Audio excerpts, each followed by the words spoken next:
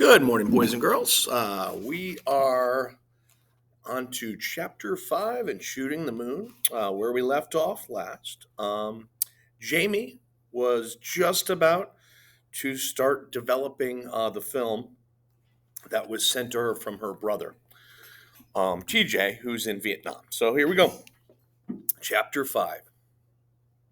TJ started taking pictures in junior high school when we were stationed on an army base in Bad Kreuznach, a small German town an hour or so from Frankfurt.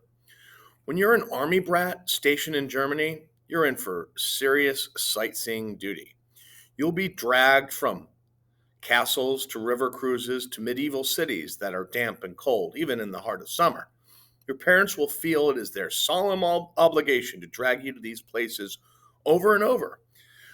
Whenever relatives come visit, whenever it's a bright and shiny Saturday and there's no football to be played, whenever you complain because the TV stateside is so much better than the lousy Armed Forces network. There are a couple of ways of dealing with your life as a constant tourist.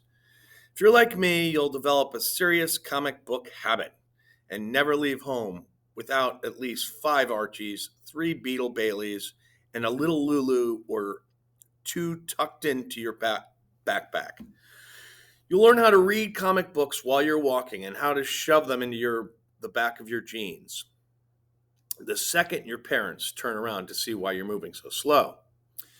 Now, if you're like TJ, you'll learn how to use a camera. Taking pictures was about the first thing TJ ever did that made him different from the Colonel. The Colonel was the gung-ho type, always in forward motion. But to take pictures, you have to stop, step back, look around. Taking pictures, TJ stood still for once in his life. Up until the time he picked up his first camera, he matched the Colonel stride for stride, no matter where we were. If we were home, you could find the two of them either playing football or working in the yard, also known as the Colonel's domestic domain, digging, watering, weeding, putting pesticide powder on the rose bushes. If we were at the PX or commissary, TJ and the Colonel went into competition mode, seeing who could find the most items on the shopping list the fastest.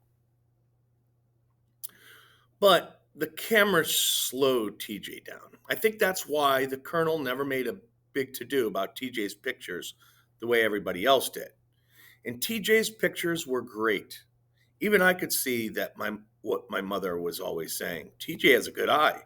You'd look at pictures he'd taken of an old stone wall circling around some ancient city, and you'd see things you hadn't seen when you were standing right in front of it. You'd see the images, the shadowy parts of the stones made, or the little piece of graffiti someone had drawn where the wall met the ground. The Colonel didn't see the point of it. You can live your life or you can watch it, he'd say every time one of those expeditions got slowed down because TJ wanted to take a picture of something. A statue, a duck waddling down the middle of the road, a little kid who just dropped his ice cream cone on his lap. But if you're going to watch, stand back because those of us who choose to live are going to run you down. Just because you never learned how to focus a camera doesn't mean you have to pick on TJ, my mother would chide him. The Colonel always laughed when she'd say that, but you could tell TJ's photography still got on his nerves, somehow. For years, TJ took his film to the PX to be developed. But when we moved to Fort Hood his junior year, he signed up for a photography elective and learned how to develop the film himself. For the most part, his pictures were still a sightseer's pictures. Here's this interesting building. Here's this weird-looking tree. Over there, see that 1958 Coupe de Ville? But after TJ enlisted, his pictures changed. One, he started taking pictures of people. 2, he started taking pictures of the moon. Do you really think the moon is all that interesting? I asked him one afternoon when we were sitting in the kitchen after school, not long after TJ had enlisted. His latest pictures spread out all over the table. In some of them, the moon was just a bright blob of light in the night sky. In others, it was thin and sharply edged as a dime.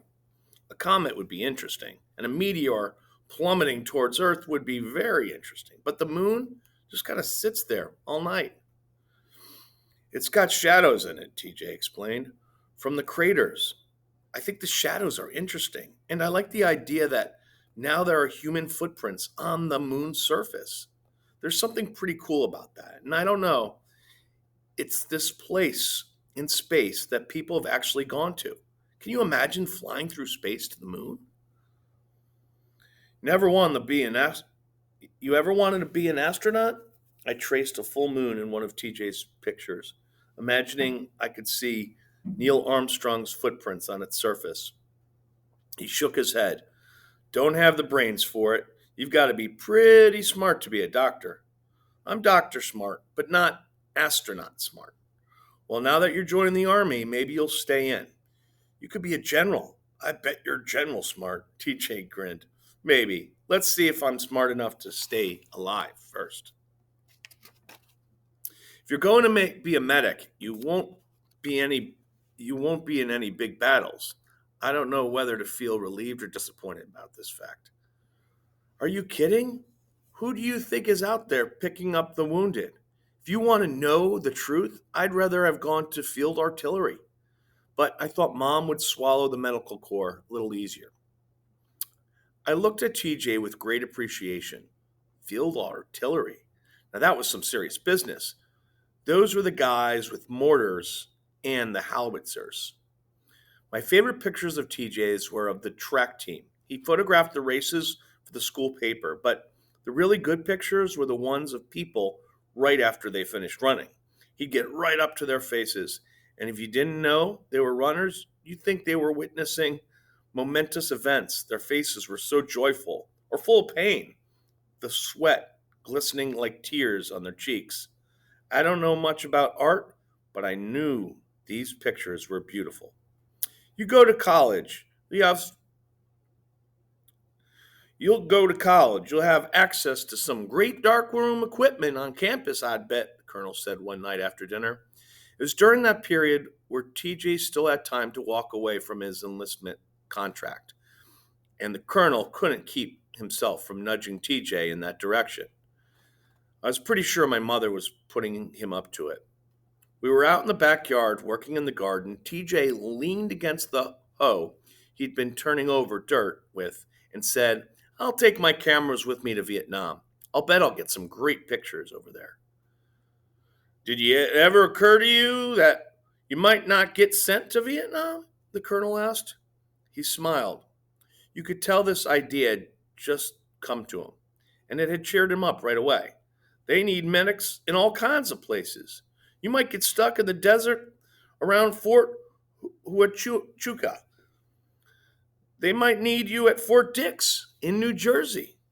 You want to give up a college for a trip to New Jersey?